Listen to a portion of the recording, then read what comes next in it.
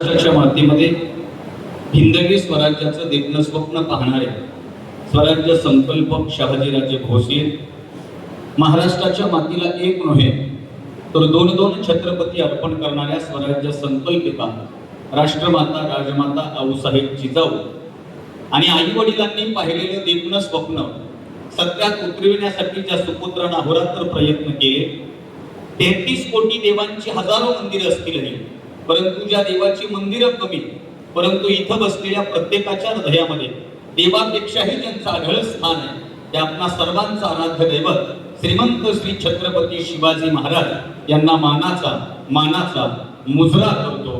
येथ वडील जे जे करती तया नाम धर्म ठेविती या उक्तीप्रमाणे आई वडिलांनी पाहिलेलं देखणं स्वप्न सत्यात उतरविणं हे त्या सुपुत्राचं पहिलं कर्तव्य असतं बाळांनो। आदरणीय आमदार साहेब आता मनोगत व्यक्त करत असताना तुमच्या आई वडिलांना धन्यवाद देत होते। खरं तर मी त्यांचंही नाव वाचत असताना प्रत्येक ठिकाणी या कर्जत मतदारसंघात आल्यापासून मला होर्डिंग वाचायची सवय आहे। जवळजवळ बरेच तुमचे होर्डिंग मी पाहिले, आंतरराष्ट्रीय योग दिनाचेही पाहिले। मी विचार करत होतो माझं कुठं दिसतंय, पटेलच्या समोर आल्याच्या नंतर माझंही होर्डिंग मला दिसलं, पण प्रत्येक तुमच्या होर्डिंगवर तुम्ही शुभेच्छा देत असताना किंवा एखादे तुम्हाला शुभेच्छा देत असताना श्री महेंद्र सदाशिव थोरवे अर्थात बापाच्या नावासह पूर्ण नाव तुम्ही आपल्या प्रत्येक बॅनरवर लावता ही एक मी अधोरेखित केलेली गोष्ट आहे। हा महाराष्ट्राचा संस्कार आहे। म्हणजे छत्रपती शिवाजी महाराजांचं निधन झाल्याच्या नंतर या महाराष्ट्राला गती देण्याचं काम धर्मवीर छत्रपती संभाजी महाराजांनी केलं हे वेगळं सांगायची गरज नाही। तुम्ही AI टेक्नॉलॉजीचा उल्लेख केला, माझ्या समोर सगळी 10वी 12वीची उत्तीर्ण विद्यार्थी बसलेले आहेत। मध्यंतरीच्या काळामध्ये विकी कौशल नावाच्या अभिनेत्याचा एक छावा नावाचा चित्रपट आला होता, बरोबर आहे? तो चित्रपट प्रत्येकानं पाहिला। मराठी माणूस असा एकही नाही ज्यानं तो चित्रपट पाहिला नाही, आणि तो चित्रपट ज्यानं पाहिला नाही तो मराठी माणूस म्हणायच्या लायकीचा नाही असं मी जाहीर सांगत असतो। त्या चित्रपटामध्ये संभाजी महाराजांचा जीवनपट संपूर्ण दाखवणं शक्य नाही, म्हणून काही थोडका भाग दाखवण्यात आला आणि छत्रपती संभाजी महाराजांची एंट्री ही बुऱ्हाणपूरचा खजिना लुटताना दाखवली। आणि विकी कौशल नावाचा अभिनेता घोड्यावर टाच मारून जेव्हा बुऱ्हाणपूरचा खजिना लुटायला जातो तेव्हा विकी कौशलच्या निमित्तानं संभाजीराजेंच्या भावना डायलॉग रायटरनं मांडल्या आणि तो पहिला डायलॉग चित्रपटगृहामध्ये आला। तिथून चित्रपट सुरू झाला। तो पहिला डायलॉग होता की जाके कह दो उस औरंग से शेर मर गया मगर छावा अभी भी जिंदा है, छावा अभी भी जिंदा है। इथून चित्रपट सुरू झाला साहेब। ते अगदी शेवटी छत्रपती संभाजी महाराजांच्या यातना दाखवल्या। त्या यातनेमध्ये मनके हारे हार है मनके जीते जीत हा डायलॉग सगळ्यांच्या मनावर अधिराज्य करून गेला।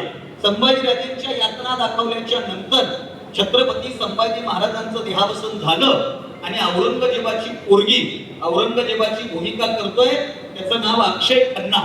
तो अक्षय खन्ना त्याच्या दप्तरात बसलेला आहे आणि औरंगजेबाची पोरगी जाऊन औरंगजेबाला सांगते अप्पू मर गया शंभू, आणि तेव्हा औरंगजेब म्हणतो अच्छा मर गया वो काफिर।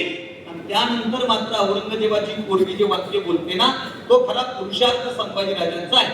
औरंगजेबाची पोरगी म्हणते अप्पू मर गया शंभू मगर शंभू को हम काफिर कैसा कह सकते हैं, शंभू मरते मरते अपने मौत का जश्न मनाकर चला गया, हम जिंदा है फिर भी जिंदगी का मातम मना रहे हैं मातम। छत्रपती शिवाजी महाराजांनी आम्हाला जगायला शिकवलं आणि त्या छत्रपती शिवाजी महाराजांच्या छावानं या महाराष्ट्राच्या मातीला मरावं कसं असं सांगितलं। त्या धर्मवीर छत्रपती संभाजी महाराजांना अभिवादन करून खऱ्या अर्थानं विद्येची महती सांगणारे महात्मा ज्योतिबा फुले आदरणीय साहेबांनी उल्लेख केला। इथं सूत्रसंचालन करणाऱ्या सरांनी वेळेअभावी एका महिला प्रतिनिधीचा सत्कार झाला। आमदार महोदयांसोबत मी जेव्हा विचार मंचाकडे येत होतो तेव्हा आमचं औक्षण करण्यात आलं। त्या ताईंनी औक्षण केलं आणि स्टेजवर आलो, स्टेजवर येऊन बसलो। निमित्त मात्र एका महिलेचा सन्मान झाला। आज शिवसेना जिल्हा प्रतिनिधी असणाऱ्या तालुका प्रतिनिधी असणाऱ्या अनेक महिला विचार मंचावर बसलेल्या आहेत। एक काळ होता साहेब, बरंच तुम्ही उल्लेख केला मला अभिमान वाटला। एक काळ होता यांना बोलण्याचं स्वातंत्र्य नव्हतं, समाजामध्ये येऊन बसण्याचं स्वातंत्र्य नव्हतं। एक शायर आहे, त्या शायराच्या ओळी मला फार आवडतात। तो शायर म्हणतो बचपन में कहा लोगों ने कुछ नहीं जानती बैठ चुपचाप। या ओळी मुली विशेषत्व नाही का बरं?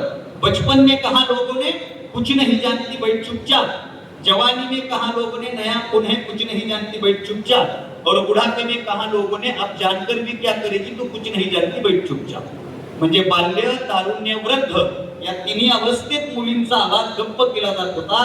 तर मग ही मुलगी शिकली पाहिजे, ती प्रगतीच्या यशोशिखरापर्यंत गेली पाहिजे. म्हणून आज असं एकही क्षेत्र नाही ज्या क्षेत्रात महिलांचा वावर नाही. ऑटो रिक्षा चालकापासून पायलट पदापर्यंत, अंगणवाडी सेविकेपासून मेडिकल कॉलेजच्या डीन पदापर्यंत, आरोग्य सेविकेपासून ते अगदी कुलगुरू पदापर्यंत, आणि घरातला मिक्सर दुरुस्त करण्यापासून चांद्रयान 3च्या यशस्वी मोहिमेपर्यंत आज स्त्रियांचं अस्तित्व आहे.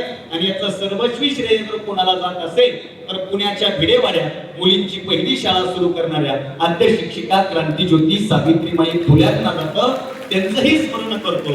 आणि ज्यांच्यामुळं अविनाश भारती तो उभा राहून बोलण्याचं धाडस करतोय, ज्यांच्यामुळे ही सगळी मंडळी इथं रुबाबात बसलेली आहे, ज्यांनी तुम्हाला मला अभिव्यक्ती स्वातंत्र्य दिलं, ज्यांनी तुम्हाला मला मतदानाचा अधिकार दिला, बुद्धीच्या जोरावर आणि शिक्षणाच्या जोरावर जग आपल्या जवळ येऊन झोपू शकतं, हे ज्यांनी आपल्या शिक्षणाच्या बळावर सांगितलं, ते बोधिसत्व बुद्धिश्रेष्ठ डॉक्टर बाबासाहेब आंबेडकर यांच्याही कार्याला त्रिवार वंदन करून शिवसेना प्रमुख आदरणीय बाळासाहेबजी ठाकरे यांच्या विचारांना अभिवादन करून धर्मवीर आनंद दिघे साहेब यांच्या कार्याला त्रिवार वंदन करून आज आपल्या शिवसेना आमदार महेंद्र थोरवे फाउंडेशन व शिवसेना युवा सेना कर्जत खालापूर विधानसभा मतदारसंघ आयोजित विद्यार्थी गुणगौरव सोहळा आणि या गुणगौरव सोहळ्याच्या निमित्तानं विचार मंचावर उपस्थित असणारे आपले कार्यसम्राट आमदार श्री महेंद्र सदाशिवजी थोरवे साहेब, सर्व शिवसेनेचे पदाधिकारी, उपस्थित सर्व पालक, विद्यार्थी, शिक्षक, शिक्षकेतर सगळे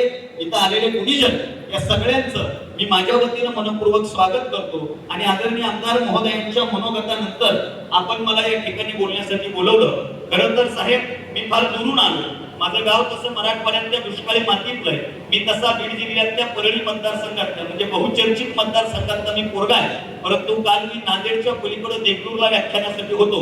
तिथला प्रवास करून इथपर्यंत आलो. मला जेव्हा सुर्वे सरांचा फोन आला आणि सुर्वे सरांनी सांगितलं की आपल्याला असा असा कार्यक्रम करायचा आहे, मागच्या अनेक वर्षापासून आम्ही हा कार्यक्रम करत असतो. आजची तारीख साहेब मीटर मध्येही बसत नव्हती, किलोमीटर मध्येही बसत नव्हती आणि पाकिटातही बसत नव्हती. पण आदरणीय सुर्वे सरांचे मला 2-4 फोन झाले आणि ते म्हणले, सर आमचे आमदार साहेब दरवर्षी हा कार्यक्रम घेत असतात आणि कोणीतरी कौतुक करतंय की माझ्यासाठी फार महत्वाची गोष्ट आहे. मी नांदेडवरून इथं आलोय. उद्या मला संध्याकाळी लातूरला जाऊन बोलायचंय. महाराष्ट्रभर प्रवास सुरू आहे. महाराष्ट्रात अनेक कार्यक्रम करत चाललोय. फक्त सुर्वे सर, मी माफी मागून एक गोष्ट बोलू का? या कार्यक्रमामध्ये फक्त एक घोळ झालायचा आहे. काय घोळ झालाय माहिती का? माझा फोटो लय चिकना टाकलाय. ते आल्यापासून स्कॅनर बघतोय, तिथं एंट्री केल्यापासून मी बघतोय, हे लगेच पोरं फोटोकडे बघू लागले, माझ्याकडे बघू लागले, फोटोकडे बघू लागले, माझ्याकडे बघू लागले. मग लगेच तिथं बघताय, हा ओरिजिनल कलर हा आहे. ही फोटोग्राफरची कृपा आहे. आता माझा कलर असा आहे, मी जर हायवेला उभा राहिलो ना तर गाडीवाल्याला पुढे गेल्याच्या नंतर कळते मागं कोणतर होतं. पण माझं वैशिष्ट्य आहे, मी माझ्या आयुष्यातल्या प्रत्येक निगेटिव्ह गोष्टीला पॉझिटिव्ह करत असतो. तुम्ही माझ्या इंस्टाग्राम, युट्यूबच्या बरेच व्हिडिओमध्ये बघा साहेब, मी नेहमी एक काळी मफलर गळ्यामध्ये घेत असतो. म्हणजे ती येवल्याची नाही पण तरी गळ्यात असते माझ्या, कायम माझ्या गळ्यात मफलर असते. माझा एक मित्र मला म्हणला, अविनाश काळी मफलर गळ्यामध्ये कसं काय घेतोस? मी म्हणलं, येड्या, या मफलरीकडे बघून मला माझा कॉन्फिडन्स वाटतो की तू इतकाही काळा नाहीस. माणसांना आपल्याजवळ पॉझिटिव्ह गोष्टी घेतल्या पाहिजे. आणि काळा रंग निर्मितीचा रंग आहे. मगाशी नाश्ता करत असताना मी सरांना विचारलं, पाऊस झाला का? ते म्हणले, नाही, रोज वातावरण होईल पण पाऊस येतोय का नाही हा प्रश्न आहे. आणि काळ्या रंगाचं वैशिष्ट्य असायचं आहे, आभाळ पांढरा असलं ना आनंद होत नाही, पण पांढऱ्या आभाळामध्ये काळे ढग दाटून आलेला आनंद झाल्याशिवाय राहत नाही. कारण काळे ढग आले म्हणजे पाऊस येणार आणि माझ्या बापाची काळी जमीन हिरवीगार होणार. आशावाद काळ्या रंगाच्या ठिकाणी आहे. म्हणून या व्याख्यानाचा आगार, या व्याख्यानाची सुरुवात सर्वप्रथम लोककवी भीमशाहीर वामनदादा कर्डकांच्या 4 ओळींनी करतो.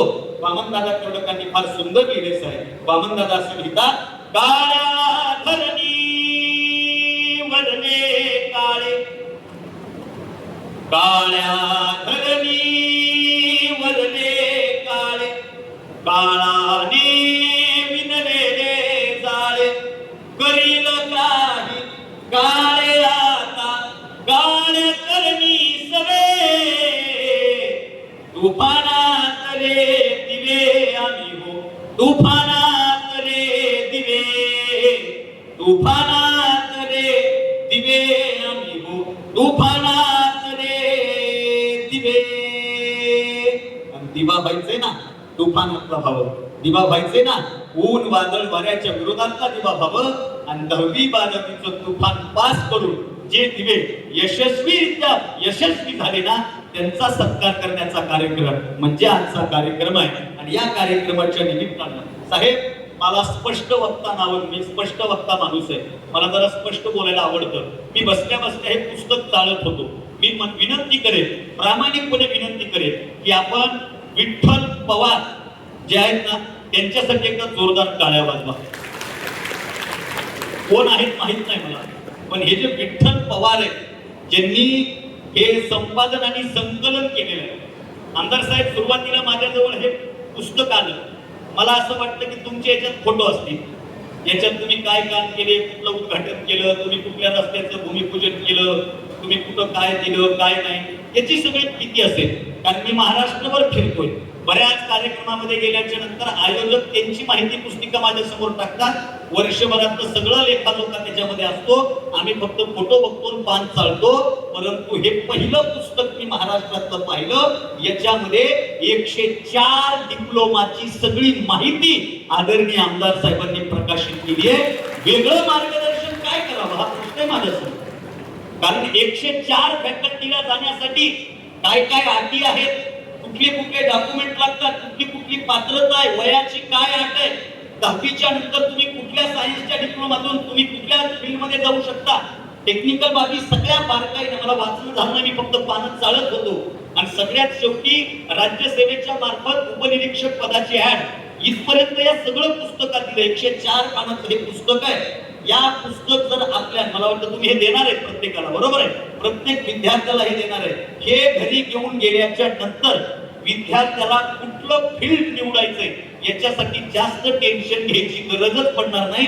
बारीक बारीक गोष्टीपासून आणि ते तुम्ही प्रकाशित केलं, याचा अर्थ माझ्या मतदारसंघातला विद्यार्थी तिथं जाऊन कन्फ्यूज न होता आजच्या कार्यक्रमातलं पुस्तक वाचून योग्य रांगेतच उभा राहिला पाहिजे.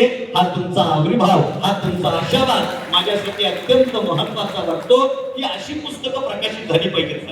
आणि याच्यामध्ये फक्त तुमचं सुरुवातीला मुखप्रश्नावर तुमचा फोटो आहे आणि सगळ्यात पाठीमागं मला प्रश्नावर तुमच्या शुभेच्छा आहे आणि मध्ये तुमचं मनोगत आहे. ही पण फार मोठी गोष्ट आहे. सगळ्या लेखकाला अधिकार दिले आणि 104 डिप्लोमा कुठल्या फील्डमध्ये जाता येईल, कन्फ्युजन न करता, कन्फ्यूज न होता. कारण हेच होतं, असंच होतं साहेब, करिअर निवडताना नेमका हाच घोटाळा होतो. समोर एखादी त्या क्षेत्रातली व्यक्ती आली ना, माणसाला त्या क्षेत्रात जावं वाटतं. म्हणजे अगदी साधं गणित आहे. आता हा कार्यक्रम सुरू असू द्या आणि या कार्यक्रमामध्ये पोलीस उपनिरीक्षक येऊ द्या, आपण त्यांचं स्वागत करतो, ते विचारमंचावर बसतात. पोलीस उपनिरीक्षक विचारमंचावर बसले, तिकडून लगेच डीवायएसपी येऊ द्या, पीएसआय उठतात, डीवायएसपीला सॅल्यूट मारतात. आम्हाला वाटतं आपण डीवायएसपी झालं पाहिजे, हे उठले. ते दोघंही स्टेजवर बसले, काही काळाने एसपी आले, दोघंही उठले, पण एसपी व्हावं. एसपी बसले होते, कलेक्टर आले, सगळेच उठले, मला वाटतं कलेक्टर व्हावं. सगळे बसले होते, आमदार आले, सगळे उठले, मला वाटलं आमदार झालेलं बरं. आमदार साहेबांसहित सगळे बसले होते, खासदार आले, सगळे उठले, याला वाटतं खासदार व्हावं. आणि नंतर मंत्री आले, सगळे पळत गेले, याला वाटतं मंत्री व्हावं. समोर जसं वैभव दिसतं ना, तसं यश आपल्याला किंवा तसं करिअर निवडावं असं वाटतं आपल्याला. पण हे पुस्तक आणि साहेबांनी जी गोष्ट सांगितली, आपल्या समोर कोणी येऊ द्या, आपलं ध्येय निश्चित असलं पाहिजे आणि आपण ठरवलं पाहिजे की मला याच वाटेवर जायचंय, तुम्हाला यश मिळाल्याशिवाय नाही. साधं गणित आहे, साधं लॉजिक आहे. क्षणिक सुखासाठी, क्षणिक दिसलेल्या गोष्टीसाठी नाही आपल्याला या गोष्टी भूलपापाला पडल्या. आपलं जे ध्येय आहे ते उत्तमरित्या आपलं ठरलं पाहिजे. ठरलं की होत असतं, ठरलं की घडत असतं. साहेब म्हणले आपल्या आवडीच्या क्षेत्रामध्ये मुलांना पाठवा, ही वस्तुस्थिती आहे साहेब. आता माझं नाव अविनाश भापके, माझ्या नावासमोर लिहिलंय प्रमुख व्याख्याते कीर्तनकार. माझ्याकडे बघून मी कीर्तनकार वाटत नाही. हो, कीर्तनकार म्हणले की लोकांच्या डोक्यात 3 गोष्टी फीड आहे, त्याची भली मोठी गाडी, बंक्याची बंक्या बॉडी, लांब लचक दाढी. गाडी बाहेर उभी आहे, बॉडी तुमच्यासमोर उभी आहे की दाढी आता ठेवायला लागलोय, कारण सध्या दाढीवाल्याचा जमाना आहे. तुम्हाला ते वेगळं सांगायची गरज नाही. आपल्याकडे बॉडी नाही, दाढी नाही, आपली गाडीवर माडी आहे. पण रोज खेडोपाडी जाऊन समाज प्रबोधन करत मी महाराष्ट्रभर फिरतोय आणि आज तुमच्या मतदारसंघात उभा आहे. कारण माझं आवड होती साहेब, माझं 8वीत असताना ठरलं होतं लेकरांनो, नीट ऐका. 8वीत असताना मी 8वीत होतो आणि 8वीमध्ये आमच्या शाळेमध्ये बाहेरचे शिक्षक आले आणि त्यांनी विचारायला सुरुवात केली, तुला काय व्हायचंय, तुला काय व्हायचंय, तुला काय व्हायचंय. मी 8वीत होतो. 8वीत आल्या मला सरांनी विचारलं, अविनाश तुला काय व्हायचंय? आणि प्रामाणिकपणे सांगतो, मी उभा राहिलो आणि सरांना म्हणलं, सर मला महाराष्ट्रातला एक व्याख्याता व्हायचंय, गावागावात माझे बॅनर लागले पाहिजे, हार पुरे घालून लोकांनी सत्कार केला पाहिजे, जाताना पैसे देऊन घरी पाठवलं पाहिजे. 8वीत पाहिलेलं स्वप्न आता पूर्ण होईल. 8वीत पाहिलेलं स्वप्न. ठरवा तुम्हाला काय व्हायचंय, तुमची आवड काय ठरवा. महाराष्ट्रावर फिरतोय, काल नांदेड होतो, आता इथं आहे, उद्या लातूरला आहे, परवाला नाशिकला, मालेगावला, भुसे साहेबांकडे आहे. महाराष्ट्रभर फिरतोय कार्यक्रम करत, महाराष्ट्रभर. इतकी गडी काय माझी गाडी आता मी आणली नाही, दुसऱ्या मित्राची गाडी घेऊन आलोय. साहेब माझी गाडी घेऊन 2 वर्ष झाले आणि 2 वर्षामध्ये माझ्या गाडीचा प्रवास आहे 3.5 लाख किलोमीटर. 2 वर्षात एवढा फिरतोय. पण खरं सांगू का, कार्यक्रमाला जात असत तर प्रवास चांगला वाटतोय आणि बिना कार्यक्रमाचा 100 किलोमीटर जरी गेलो ना बोर होतो. का? कारण 100 किलोमीटर इझी जायचं म्हणलं तर मला जाऊ वाटत नाही, पण कार्यक्रमासाठी 1000 किलोमीटर जरी प्रवास केला ना तरी मला थकवा वाटत नाही. का? कारण माझी ही आवड आहे आणि माझ्या आवडीला मी माझं करिअर केलंय, म्हणून मी आनंदी आहे, म्हणून मी सुखी आहे, म्हणून मी इथं तुमच्या समोर उभा आहे. आणि या बसलेल्या सगळ्या विद्यार्थ्यांना सांगा, ठरवा त्या कार्यक्रमातून, ठरवा आज, ठरवा तुम्हाला काय व्हायचंय. या कार्यक्रमाचं यश मागच्या अनेक वर्षापासून साहेब कार्यक्रम घेत आहेत. या कार्यक्रमाचं यश कशामध्ये? साहेबांची एंट्री, माझी एंट्री, रील्स काढली, रील्स व्हायरल झाली, कोट्यावधी लोकांनी रील्स पाहिली, मतदारसंघातले लोक आनंदी झाले, साहेबांचं भरभरून कौतुक केलं, पलीकडे जेवणाचे टेबल आहे, जेवण केले, घरी गेले, सगळे खुश झाले. नाही, माझा स्पष्ट स्वभाव आहे साहेब, या जाहीर सांगतो, या कार्यक्रमाचं यश कधी आहे? या कार्यक्रमाचं यश हा कार्यक्रम संपल्याच नाही, 5 वर्षानं तुमच्यापैकी एखादा पोरगा, तुमच्यापैकी एखादी पोरगी जेव्हा या कार्यक्रमाचा प्रमुख अतिथी असेल ना, तेव्हा या कार्यक्रमाचं यश आहे. त्याच्यासाठी हा कार्यक्रम आहे. का वेळ घालवायचा कशासाठी साहेबांना? आज आंतरराष्ट्रीय योग दिन आहे, सकाळचा कार्यक्रम करून साहेब येत आहेत, पत्रकार सारखं मागं पुढे, सारखं मागं पुढे, सारखं मागं पुढे, टायगरचं काय, टायगरचं काय, टायगरचं काय. हो ना, सगळ्यात त्या प्रश्नामध्ये येते. पण तरीही माझ्या मतदारसंघातल्या मुलांचा सत्कार झाला पाहिजे, कौतुक झालं पाहिजे. अहो कौतुक केलं पाहिजे. आमच्या वेळेला कौतुक करणारे लोक नव्हती. मी मागच्या 1 महिन्यापासून हेच कार्यक्रम करतोय साहेब. मागच्या रविवारी मी पंढरपूरचे आमदार समाधान अवताडेकर होतो. त्याच्या मागच्या रविवारी 7 तारखेला मी अहिल्यानगरचे आमदार संग्राम जगताप यांच्याकडे होतो. सगळी ही लोक का सत्कार करतायत, कौतुक करतायत? मी मगाशी कोणाला तरी विचारलं सरांना, किती लेकर आहेत, किती जणांचा सत्कार आहे? ते म्हणले 500 असतील. आपल्या वेळेला 500 पास होत होते. आपल्या वेळेला 500 पास होत होते, पास. इथं 500 नुसते टॉपर आहेत. म्हणजे गुणवत्ता किती वाढली बघा. आणि त्यांचं कौतुक सुरू आहे. खरं तर हे कौतुकाचे सोहळे कौतुक केलं पाहिजे. एखाद्याचं कौतुक केलं माणसाला काही लागत नाही. एखाद्याचं कौतुक केलं की खुश होतो, पण त्या कौतुकाच्या पाठीमागं प्रामाणिकता असली पाहिजे. हो, कौतुक करत असताना प्रामाणिकता असली पाहिजे. हा प्रामाणिक प्रयत्न. म्हणजे कौतुक केल्यास काय बदल होतो? माझ्या एका मित्राचं लग्न झालं आणि त्या दोघांचं जमत ना, नवरा बायकोचं. ते मित्र मला म्हणे, अरे जरा काहीतरी सांग यार, एवढा महाराष्ट्रभर फिरतो. म्हणलं तू येणार, तुला जर संसार सुखाचा करायचा असत तर घरी गेलं की बायकोचं कौतुक करायचं. तुम्हाला कसं काय? आपलं खरं नसलं तरी करायचं, मनात नसलं तरी फक्त बायकोचं कौतुक करायचं. त्यानं माझा मंत्र ऐकला, घरी गेला, बायकोनं पाय धुवायला पाणी दिलं, वाह काय जल आहे, इतकं शीतल जल आतापर्यंत मला भेटलं नाही. बायको म्हणजे रोजच्याच टाकीतलं पाणी, तुला काय करायला लागेल? पाय वगैरे धुतला, फ्रेश झाला, जेवायला बसला, बायकोनं ताट वाटला, असा घास मोठा तोंडात, वा वा वा वा वा, अशी भाजी आतापर्यंत खाल्ली नाही असं म्हणायला तिकडून बेललो निघायला. तिकडून बेलणं निघालं, टक्कन टकुऱ्यात बसलो, ताट इकडं तिकडं, बाई कंदन करीत खरा. तुला काय वेळ हुकला मग? इथं कौतुक करावे आल्यापासून आता याच्यात वेळ काय हुकला? बायको जवळ गेला, त्याला मला काय चुकलं माझं? बायको म्हणली 7 वर्ष झालं तुला करून खाऊ घालायले, एकदा भाजीचं कौतुक केलं नाहीस. आज शेजारणीकडून भाजी आणली, आज फक्त शेजारणीकडून भाजी आणली तर तू लगेच कौतुकाचा वर्षाव सुरू केला. परंतु हे कौतुक हे तुम्हाला फक्त चांगलं वाटावं याच्यासाठी नाही, हे कौतुक तुमचं भलं व्हावं याच्यासाठी. आणि हे कौतुक होत आहे. आमच्या वेळेत नव्हतं. हो, काल मी एका कार्यक्रमात होतो, गुणवंत विद्यार्थ्यांचा सत्कार. आणि ते 100 ऑफ 100 पडले दिले तर स्टेजवर आले. मला पहिला प्रश्न पडला होता, पडतात का? 100 पैकी 100% पडतात का? हा माझ्यासाठी मोठा प्रश्न. माझा एक मित्र होता समोर बसलेला आणि त्यांनी वर्णन केलं, आता 100 पैकी 100 पडलेले जे मार्क आहेत त्यांचा सत्कार होईल. माझ्या मित्राने मला खालून मेसेज केला, तुला किती होते? मी त्याला रिप्लाय केला, पण 100 मध्ये आपण दोघं पास झालो होतो बस. पण लेकरांनो, मला 10वीला असे टक्के होते की मी गावात पेढे सुद्धा वाटले नव्हते. आता हे 10वी पास झाल्यानंतर पेढे वाटणं डेंजर कार्यक्रम आहे. किती जणांनी वाटले? 12वी 10वी पास झाले सगळ्यांनी वाटले ना. अहो, हे पेढे वाटणं लय डेंजर कार्यक्रम. आपण पेढे विकत घ्या, आपण पेढ्याचा बॉक्स घेऊन घरी जा. आपल्या दारामध्ये किंवा आपल्या शेजार पाजारी एखादं म्हातारं बसलेलं असतं, आपण पेढे काढावे, त्या म्हाताऱ्याला द्यावे. ते म्हातारं पेढे घेतं, तोंडात टाकण्याच्या आधी विचारतं कशाचे? मग आपण सांगावं 10वीचे.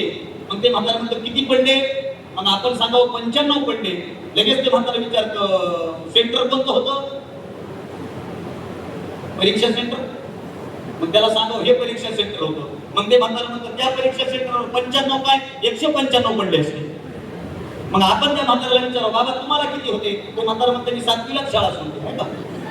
म्हणजे ज्यानं 7वीला शाळा सोडली ते 10वीला 95 पडले त्याच्याबद्दल प्रश्नार्थक चिन्ह निर्माण करतो. पण बाळांनो, एक गोष्ट लक्षात ठेवा, अविनाश भारतीला 10वीला किती टक्के होते हे महत्वाचं नाही. महाराष्ट्रात मी इतका फिरतो. महाराष्ट्र पोलीस करिअर अकॅडमी नाशिकला दरवर्षी असतो. महाराष्ट्रातल्या सगळ्या स्पर्धा परीक्षा तुम्ही युट्यूबला जाऊन पहा, सगळीकडे फिरतो. पण एक वाक्य पुढचं लक्षात ठेवा, आतापर्यंत कुठल्याच कार्यक्रमाला जाताना मला आयोजकांनी एकदाही विचारलं नाही की सर तुम्हाला 10वीला किती टक्के होते, त्याचं कारण काय, तुम्ही 10वीला किती टक्के मार्क घेऊन पास झाला, याच्यावर तुमचं भविष्य नसतं. पुढच्या भविष्यात तुम्ही किती खंबीरपणे आयुष्याला उत्तर देण्यासाठी तयार होतात याच्यावर यश अवलंबून असतं. ही गोष्ट मनात घर करून ठेवा. हे मार्क्स महत्वाचे नाही असं नाही, हे महत्वाचेच आहे, पण हे मार्क्स नेमो तुमचं भविष्य घडवू शकत नाही. त्याच्यामुळे प्रत्येक गोष्ट ठरवत असताना, आज इथून कार्यक्रमातून निघून जात असताना मनातल्या मनात आमदार साहेबांना शब्द देऊन जा, मनातल्या मनातल्या विचारवंतावरल्या लोकांना शब्द देऊन जा की सर तुम्ही आज मला इथं ट्रॉफी देऊन, तुम्ही आज मला इथं सत्कार केलाय ना, आज तुम्ही मला गुणवंत म्हणून संबोधिले ना, तुम्ही आज गुणवंत म्हणून माझा सत्कार केलाय ना, ही गुणवत्ता, ही यश मी तसंच अबाधित ठेवेल आणि 5-6 वर्षानं तुमच्या कार्यक्रमाचा प्रमुख पाहुणा म्हणून तुम्ही मलाच बोलवणार हा संकल्प करून जा. तेव्हा या कार्यक्रमाचं सार्थकीकरण आहे, तेव्हा या कार्यक्रमाचं यश. आणि लक्षात ठेवा, 10वीला चांगले टक्के पडणं कौतुक आहे साहेब, नीट ऐका. पालकांनी, शिक्षकांनी सगळ्यांनी जबाबदारपूर्वक ऐका. 10वीला चांगले टक्के पडणं कौतुक आहे, पण 10वीला पडलेले टक्के 12वीला सुद्धा तसेच पाडणं हे त्या लेकराचं कर्तृत्व आहे. ही गोष्ट लक्षात ठेवा. नाही तर बऱ्याच वेळा काय होतं, 10वीला इथं सत्कार केला जातो आणि 12वीला बोलवलंही जात नाही. याचं काय कारण आहे? 10वी पर्यंत आम्ही सातत्य ठेवलंय, 10वी पर्यंत आम्ही संयम ठेवलाय, पण 10वीच्या नंतर पुढे आमचा मार्ग चुकतोय का? 10वीला ज्या लेकरांनी सत्कार घेतला ते 12वीलाही आले पाहिजे. 12वीला सत्कार घेतले ना ते पुढच्या आयुष्यातही तसेच राहिले पाहिजे. त्याला सातत्य म्हणतात. आणि सातत्य असेल तर आयुष्यात कुठलंही यश मिळतं. माझ्याकडे वेळ कमी तरी मी आपल्याला सांगेन, तुम्ही मी गेल्याच्या नंतर गुगलला एक विल्मा रुडाल्फ नावाच्या पोरीचं नाव टाका, गुगल करा. मी गेल्याच्या नंतर विल्मा रुडाल्फ नावाची एक मुलगी अमेरिकेमध्ये जन्माला आली, कृष्णवर्णीय म्हणून जन्माला आली. आता अमेरिकेमध्ये कृष्णवर्णीय म्हणून जन्माला आल्याच्या नंतर किती मोठा वाद आहे वेगळं सांगायची गरज नाही. अमेरिकेमध्ये जन्माला आलेली विल्मा रुडाल्फ नावाची पोरगी जन्माला आली तेव्हा तिला पोलिओ झाला होता. पोलिओ तिला पायाने, पाय तिचे पांगळ होते पाय, आणि डॉक्टरांनी सांगितलं की ही पोरगी चालू शकणार नाही, ही पोरगी अपंग, हिला चालता येणार नाही. आई वडिलांनी धीर सोडला नाही. ही आई वडिलांसाठी गोष्ट महत्वाची आहे, पालकांसाठी. आई वडिलांनी धीर सोडला नाही, नुसता सोडला नाही, त्या मुलीचा धीर खचू दिला नाही. हळूहळू ती विल्मा रुडाल्फ मोठी होत होती. तिला उभं राहायला शिकवलं, उभा राहिलेल्या विल्माला चालायला शिकवलं, चालायला शिकलेल्या विल्माला पळायला शिकवलं, आणि पळता पळता पळता पळता त्या विल्मा रुडाल्फला त्या आई वडिलांनी धावण्याच्या शर्यतीत उभं केलं. लोक हसायला लागली, सगळी हसायला लागली. ही पोरगी अपंग आहे, हिला चालता येत नाही नीट, आणि ही धावण्याच्या शर्यतीत जाते. लोक हसायला लागली, शिट्टी वाजली, सगळे लोक पळत सुटली, सगळे शर्यतीतले. ही विल्मा सुद्धा पळायला लागली. मित्रांनो लक्षात ठेवा, पण त्या शर्यतीत विल्मा लहान शेवटची आली, शेवटची. सगळी लोक निघून गेली. आई बापांनी तरी तिचा धीर सोडला नाही. परत तिला कॉन्फिडन्स दिला की दुसऱ्या तिसऱ्या चौथ्या अशा बऱ्याच शर्यतीत सहभागी झाली. ती आयुष्यात पहिली शर्यत जिंकली ना, तेव्हा तिने शर्यतीमधल्या फक्त एका शर्यतीतल्या एका रेसरला ओव्हरटेक केलं होतं. ती पाठीमागून पहिला आली होती. तिचा कॉन्फिडन्स इतका वाढला की कृष्णवर्णीय म्हणून जन्माला आलेली अमेरिकेमधली विल्मा रुडॉल्फ नावाची पोरगी ऑलिम्पिक सारख्या खेळामध्ये त्या देशाला, त्या सधन देशाला धावण्याच्या शर्यतीतलं गोल्ड मेडल मिळवून दिलं आणि जागतिक विक्रम तिनं तयार केला. अहो, जी अपंग म्हणून जन्माला आली ती जर ऑलिम्पिक मधलं गोल्ड मिळवू शकते, निसर्गानं देवानं आपल्याला फार चांगलं जन्माला घातलंय. आपण आपल्या आयुष्याचं सोनं करायला काहीच अडचण नाही, ही गोष्ट मनात ठेवा. याच्यासाठी सातत्य असणं काळाची गरज आहे. सातत्य ठेवा एखाद्या गोष्टीचं सातत्य. तुम्ही एखादी गोष्ट करायची ध्येयनिष्ठ ठरलं की होतंय. मी म्हटलं ना, आखरीत माझं ठरलं होतं. आमचा घोटाळा काय, आमचं ठरत नाही साहेब. आमच्या समोर जे पर्याय येतात त्याच्यानुसार बदलतो. मी नेहमी एक उदाहरण देत असतो. एका बाजारामध्ये घोड्यांचा बाजार भरला होता. घोडे करतात ना, माझा आवाज येतोय ना व्यवस्थित? येतोय ना आवाज? नाही हो का? नाही असं सांगा ना, येतोय ना? तुम्ही काय मुके का सगळे? येतोय ना आवाज? घोड्यांचा बाजार भरला होता. घोड्यांचा बाजार. 3 घोडे बाजारात उभे होते. माझ्याकडे बघा, 3 घोडे बाजारात उभे होते. 3 घोडे दिसायला सारखे, कलर सारखा, उंची सारखी, सगळं सारखं. घोड्यांचा बाजार भरला. 3 घोडे उभे केले. लिलाव सुरू झाला. पहिल्या घोड्याची किंमत होती 1 लाख, दुसऱ्या घोड्याची किंमत होती 2 लाख आणि तिसऱ्या घोड्याची किंमत होती 5 लाख. दिसायला सारखेच, उंची सारखी, बांधा सारखा. 3 घोडे उभे. 3 घोड्याची किंमत सारखी असायला पाहिजे ना? नाही.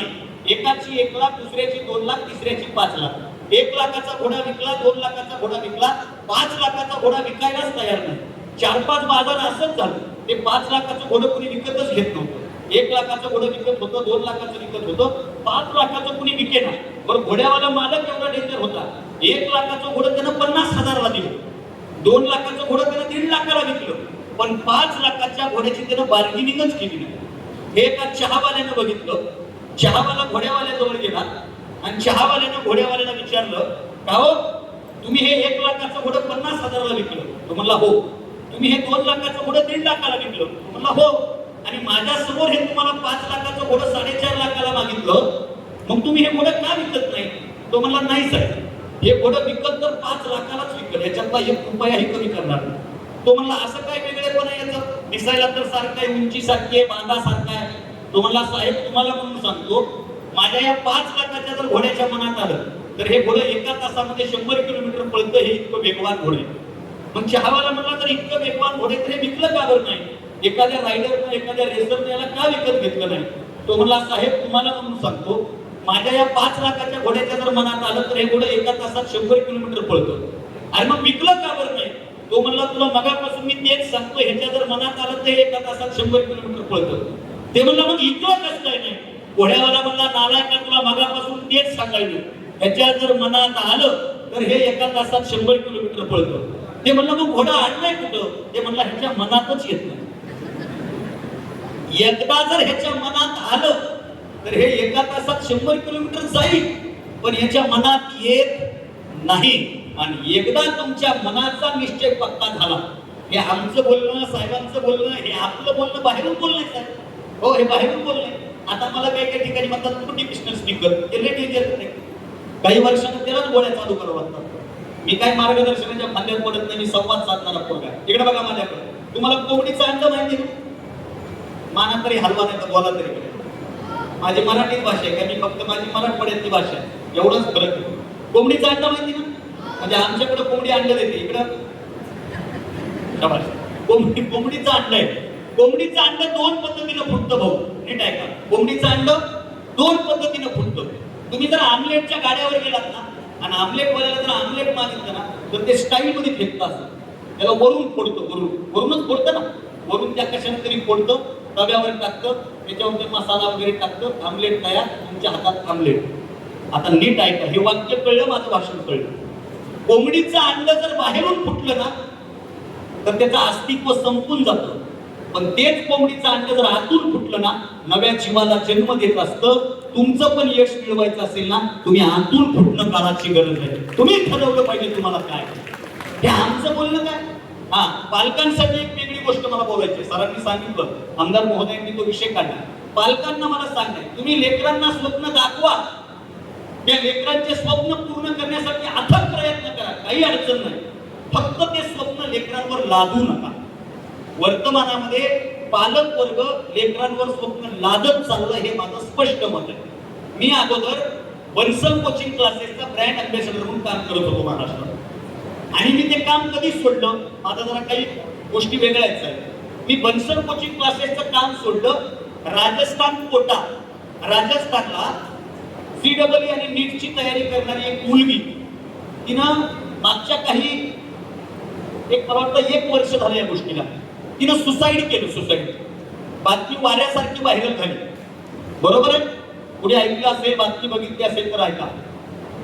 राजस्थान कोटामध्ये गर्ल्स हॉस्टेलमध्ये एका मुलीनं सुसाईड केलं, आणि त्या सुसाईडच्या नोट्स मध्ये तिनं असं वाक्य लिहिलं. सुसाईड नोट्स लिहिली तिनं, आणि त्या मुलीनं 4-5 वाक्य लिहिली. त्याच्यात वाक्य असं होते की डॅडी मला माफ करा, डॅडी मला माफ करा, मी तुम्हाला अनेक वेळा सांगण्याचा प्रयत्न केला, पण तुम्ही माझं ऐकलं नाही. माझ्याकडून आता रिपीट होणार नाही. मी प्रयत्न करते, मी माझे सर्वतोपरी प्रयत्न करते, परंतु डॅडी तुम्ही मला म्हणता ट्राय डोंट ट्राय. मी किती प्रयत्न केला तरी डॅडी आता हे माझ्याकडनं होत नाही. मी तुमच्या अपेक्षा पूर्ण करू शकत नाही, मला माफ करा. आणि त्या पोरीनं सुसाईड केलं. बातमी वाऱ्यासारखी व्हायरल झाली. बाप राजस्थानला गेला आणि पत्रकारानं माईक बापाजवळ केला, आणि बापाला तो पत्रकार असं म्हणाला की तुमच्या पोरीनं सुसाईड केलं, तुमचं काय मत आहे? आणि त्या बापाचं एक वाक्य माझ्या काळजात गेलं, मी ते काम सोडून दिलं. तो बाप म्हणला की मला याच्यावर काय बोलायचं, माझ्या पोरीनं मला बऱ्याच वेळा सांगण्याचा प्रयत्न केला, मी माझ्या पोरीचं ऐकलं नाही, आणि जर मी माझ्या पोरीचं तेव्हा ऐकलं असतं तर आता मुलाखत घ्यायला तुम्हाला माझ्याकडे याची वेळच आली नसती.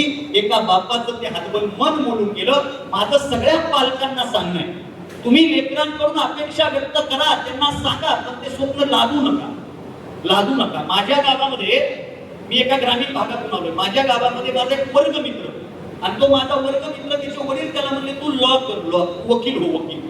पोरगा म्हणला डॅडी मला इंटरेस्ट नाही, पप्पा मला नाही करायचा लॉ, मला समजत नाही, मला नाही शिकायचं. बाप म्हणला तुला करावंच लागतंय, माझा ऐकत नाही, चल लॉ कर. दोघांची हमरी तुमरी झाली.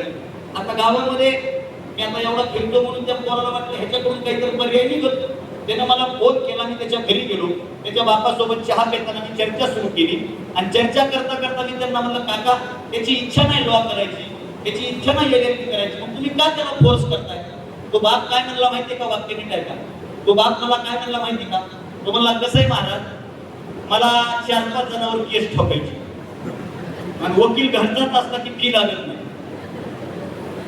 म्हणजे अरे तुला 4-5 जणांवर केस ठोकायची म्हणून तू पोराला बळजुबरी वकील करून त्याला गेलेली केस करण्यापेक्षा तुझ्या पोराला या काबिल म्हणव की त्या पोरानं तुझी लढाई लढण्यासाठी दुसरे 10 वकील हायर केले पाहिजे, त्याला त्याच्या क्षेत्रात जाऊ दे. साधी गणित आहे ना, साधी गोष्ट आहे ना.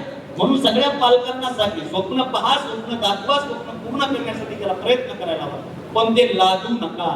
प्रामाणिकपणे सांगतो, बरीच पोरं बोलत नाही, बऱ्याच पोरांकडे बघून वाटत पण नाही हे फ्रेश आहेत का नाही. अहो काही पोरं 100% पडले तरी फ्रेशच आहे. हो, फ्रेशच नाही. माझ्या हाताने एखादा सत्कार होता, ते पोरग स्टेजवर आलं, मी त्याला म्हणतो तू नापास झालास का काय? तो मला नाही सर 98%. मला हसणं झाला. 98 कडून तुझं तोंड पडलेलं म्हणजे काय उपयोग काय त्याचा? आम्ही 35 वर खुश होतो. आणि तसं पाहिजे शिक्षणाचं. मी संभाजीनगरला राहिला आहे. संभाजीनगर जिथे आहे ना तिथे राहिला आहे मी. आणि आमच्या संभाजीनगरमध्ये SSC बोर्ड आहे साहेब. आपले संजय शिरसाट आमदार महोदय ना, त्यांच्या ऑफिसच्या जवळच ते SSC बोर्ड आहे. आणि 2016ची गोष्ट आहे, 2016ची. मी संभाजीनगरला शिकायला, संभाजीनगरमध्ये माझ्या गावातला एक पोरगा रिचेकिंग साठी आला होता बोर्डमध्ये, रिचेकिंग. त्याचा मला फोन आला, मी आलो ये भेटायला. मी त्याला भेटायला गेलो. आमच्या गप्पा सुरू होत्या. एक 40-45 वर्षाच्या ताई बरं का, एक 40-45 वर्षाच्या ताई अशा रिचेकिंगच्या लाईनला लागलेल्या होत्या. मला प्रश्न पडला, यांनी काय 17 नंबरचा फॉर्म डबल भरला? आपल्याला प्रश्न पडतात ना, या कस काय इथं उभ्या. तेवढ्यात ब्रेक झाला आणि त्यांनी मला बोलवलं, बाळा इकडे. म्हटलं बोला काकू. ते म्हणे मला पाणी बॉटल आणून दे. मी आपल्या दुकानावर गेलो, त्यांना एक पाणी बॉटल आणून दिली. किस्सा ऐका. आणि मला बोलायचं ना, मी म्हटलं काकू तुम्ही कस का उभे आहेत? ते म्हणे माझ्या बाळाचा फॉर्म भरायला आले. म्हणलं तुझं बाळ कुठे? ते म्हणे बाळानं लई टेन्शन घेतलं. म्हणलं हाय कुठं? गाडीत बसलाय.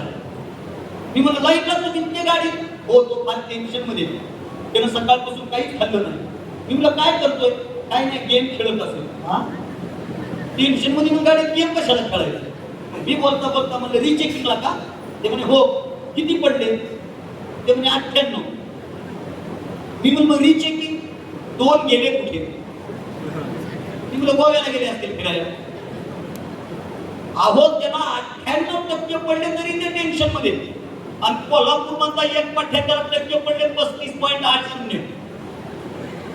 ग्राफिक डिझायनरकडे गेलं, बॅनर तयार केलं, 35 लहान केलं आणि 80 मोठं केलं. गावानं सत्कार केला, 80 पडले तुम्ही. आणि पुन्हा त्यानं भाषणात सांगितलं तुमचा गैरसमज झालाय. मला 35.80 आवडलं म्हणून मी मोठं केलं. अरे 98 पडून हे सुखी नाही, 98 पडून हे आनंदी नाही, आणि 35 पडून हे. अहो, शिक्षणाचा अर्थ काय? आनंदी जीवनाची गुरुकिल्ली काय? तुमच्याकडे जर आनंदच नसेल शिक्षणामुळं, सांगा ना काय उपयोग आहे? पाठीवर किती ओझ आहे हे महत्वाचं नाही, त्याच्या मेंदूमध्ये किती प्रश्नांचं ओझ आहे हे पालकांनी ओळखणं काळाची गरज आहे. पाठीवरलं ओझं तो सहज सहन करेल, पण त्याच्या मेंदूची जी बेचैनी होते, त्याच्या मनाची जी बेचैनी होते ना, हे पालकांनी आवर्जून याच्याकडे लक्ष द्या. पालकांना सांगणे आमच्या यांचा मुलगा ते करते तर माझा मुलगा ते केला म्हणजे मनातली पहिली गैरसमज करणार. आमच्या साडूचा मुलगा MBBS लागला, कारण त्याच्या हॉस्पिटलमध्ये तो भरती हो ना. तुझ्या साडूचा मुलगा MBBS झाला, मग तुझ्या पोराला MBBS काय ना करतो तू? साडूचा मुलगा एक झाला ना डॉक्टर, आता दुसरा डॉक्टर करून काय बरे निवडतो? जरा प्रामाणिकपणे विचार करा मी जे बोलतोय ते. माझा भाव लक्षात ठेवा. हा, एक महत्वाची गोष्ट आदरणीय साहेबांनी अधोरेखित केली. मोबाईलचा जमाना आहे. या मोबाईलमुळे सुद्धा लेकरं एकलकोंडी होत चालली आहेत, लक्षात ठेवा. याची जबाबदारी पालकांवर आहे, पालकांवर. साहेब, मोबाईल तुम्ही सांगितलं वरदान आहे, 100% वरदान आहे. याचा वापर कसा करायचा आपल्यावर डिपेंड आहे. अहो, मी तर मोबाईलचं धन्यवाद मानतो का 2016ला माझी एक व्हिडिओ क्लिप व्हायरल झाली भाषणाची. करिअर सेट झालं माझं करिअर. मी उलट लोकांना सांगत असतो मोबाईल वापरा, YouTube डाउनलोड करा, अविनाश भारती ऑफिशियल चॅनलला सबस्क्राईब करा, इंस्टाग्रामला फॉलो करा. आपलं करिअर त्याच्यावर. फक्त याचा वापर कसा करायचा आपल्यावर डिपेंड आहे. चौथं, सुर्वे सरांना मी फोन केला, म्हणलं सर माझं व्हॉट्सअप हॅक झालंय, तुम्ही मला काय करा, मला माझ्या मित्राच्या नंबरवर तुम्ही मला इथं लोकेशन टाका. आता महाराष्ट्रभर फिरायचंय, कुठल्या कोपऱ्यात जायचंय माहित नसतं, कुठं जायचंय. लोकेशन मागून घेतो, लोकेशन गुगल मॅपला ओपन करायचं, गाडीच्या स्क्रीनला शेअर करायचं. रात्रभर ड्रायव्हर गाडी चालवतो आणि ड्रायव्हरचा रस्ता चुकून म्हणून एक माय माऊली त्याला कोण मार्गदर्शन करत असतो. 500 metre take side right, 300 kilometre around right and no step Mumbai Pune highway. रात्रभर. एक दिवशी माझा ड्रायव्हर मला म्हणला दादा गाडीवर गुगलला बाईकचा आवाज कसं काय? तू झोपला नाही पाहिजे म्हणून. बाकी काय नाही, तर तू झोपला की मी झोपलो काय? आवाजावर पण असतं ना, आवाजावर पण असतं. तुम्ही रेल्वे स्टेशनला जा, तुम्ही एअरपोर्टला जा, लाईट दिली असते तरी बोर होत नाही. अनाउन्समेंट सुंदर असते. टिंग टॉंग, गाडी क्रमांक 3652 थोड्याच वेळात प्लॅटफॉर्म क्रमांक 1 वर येईल. बरोबर आहे ना? आणि तुम्ही एसटी बस स्टँडला जा, गाडी नंबर ड्रायव्हर जरा गाडी पश्चिमेला मागून लावा. आता त्याला कवा दिशा कळाव्या. आणि त्याचं संपलं की पुन्हा ऍड असते लोणचं. आवाजाची गंमत आहे. याचा वापर कसा केला पाहिजे? याचा वापर आम्ही करतो कशासाठी?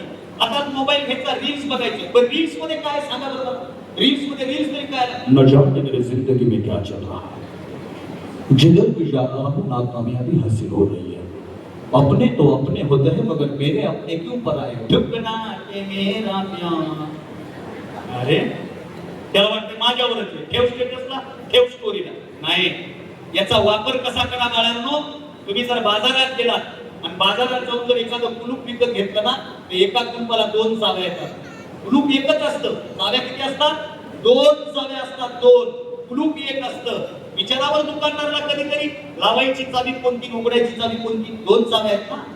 कोणती किल्ली लावायची, कोणती किल्ली उघडायची? नाही, दुकानदार हसेल, मला पण कळालंय मला काय सांगायचं ते.